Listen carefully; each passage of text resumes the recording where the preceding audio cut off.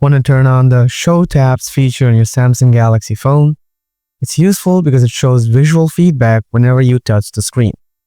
Perfect for screen recording or tutorials. Here's how you can easily enable this handy feature. First, open up the settings, then scroll down to the bottom. After that, tap on Developer Options. If you don't find the developer options here, then tap on About Phone. Next, tap on Software Information, then tap on Build Number for 7 times, and then go back to the Settings page.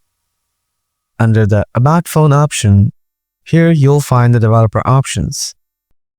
Now tap on it, then scroll down a little bit.